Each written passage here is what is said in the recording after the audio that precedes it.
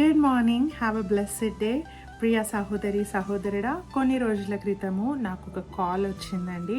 ఆ కాల్లో ఒక అమ్మగారు చెప్తా ఉన్నారు, నా భర్త ఒక గొప్ప అపాయంలో చిక్కుకున్నాడు, చాలా ఫైనాన్షియల్ ప్రాబ్లమ్స్లో ఉన్నాడు.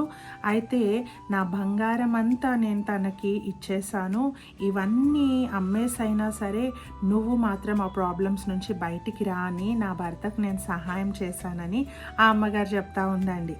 సో నేను అడిగాను, మొత్తం ఇచ్చేసారా, మొత్తం బంగారం ఇచ్చేసారా అంటే ఎస్ మొత్తం ఇచ్చేసాను అనింది. సో నేను అన్నాను, హౌ అండి, అలా ఎలా ఇచ్చారు అని అంటే ఆమె ఒక మాట అంటా ఉందండి, నా భర్త చూపించే ప్రేమ దగ్గర ఈ బంగారం ఎంత అని. ఆమంటా ఉంది, నా భర్త ఈ బంగారము కంటే చాలా విలువైన వాడు అని చెప్తా ఉందండి. హల్లెలూయా. ఆ మాట నాకు చాలా సంతోషాన్ని కలిగించింది. ఆమె ఆ యొక్క బంగారం చూడట్లేదు, కానీ ఆ బంగారం కంటే విలువైన వ్యక్తి తన భర్త యొక్క ప్రేమను చూస్తూ ఉందండి. ఈరోజు నిజంగా భర్త భార్యను ప్రేమిస్తే భార్య ఎక్కడికి వెళ్ళదండి, భార్య సర్వస్వం ఇచ్చేస్తుంది. భర్త నుండి భార్య ప్రేమను కోరుకుంటా ఉందండి. ఆ ప్రేమ దక్కితే వారి కోసం ఏమైనా చేయడానికి భార్య సిద్ధంగా ఉంది. వాక్యం కూడా చెప్తా ఉంది, ఎఫెసీయులకు రాసిన పత్రిక 5:25, పురుషులారా మీరును మీ భార్యలను ప్రేమించుడి, అటువలే క్రీస్తు కూడా సంఘమును ప్రేమించి. ఇంగ్లీష్లో, husbands love your wives even as Christ also love the church and gave himself for it.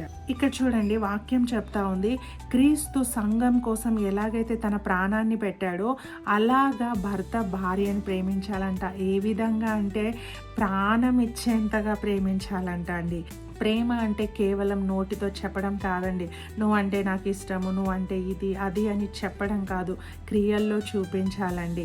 ఎప్పుడైతే మన లైఫ్ పార్ట్నర్ సిక్గా ఉంటారో, ఎప్పుడైతే మన లైఫ్ పార్ట్నర్, మనం వివాహం చేసుకున్న వ్యక్తి ఎప్పుడైతే దుఃఖంలో ఉంటారో, వేదనలో ఉంటారో, జీవితంలో అన్నీ కోల్పోతారో, అట్టి సమయాల్లో మనం వారికి అండగా నిలబడాలి, కొండగా నిలబడాలి, వారిని ధైర్యపరచాలి. అదే అండి నిజమైన ప్రేమ, అది నిజమైన త్యాగము, సాక్రిఫైస్.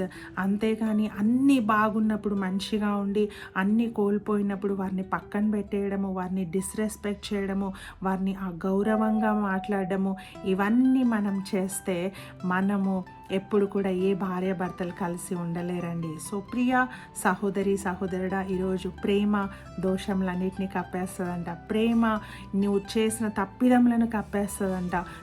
ఎలాగైతే క్రీస్తు సంఘాన్ని ప్రేమించాడో అలా ప్రతి పురుషుడు కూడా భార్యను ప్రేమిస్తే ఆ కుటుంబం చాలా సంతోషంగా ఉంటుందండి, ఆ కుటుంబం చాలా ఆనందంగా ఉంటుంది.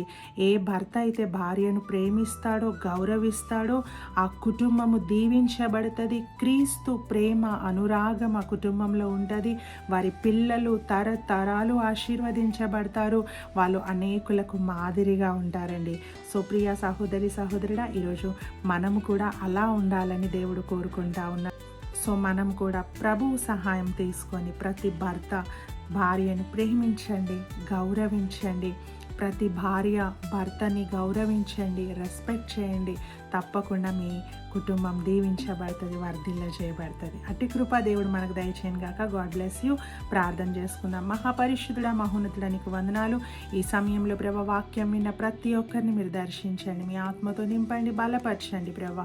ఇదిగో తండ్రి, ఏ భార్య భర్తల మధ్యలో డిస్ప్యూట్స్ ఉన్నాయో, మిస్అండర్స్టాండింగ్స్ ఉన్నాయో ప్రభా, అపార్థాలతో జీవిస్తూ ఉన్నారో వారందరినీ మీరు ఈ ఉదయకాల సమయంలో దర్శించండి ప్రభా.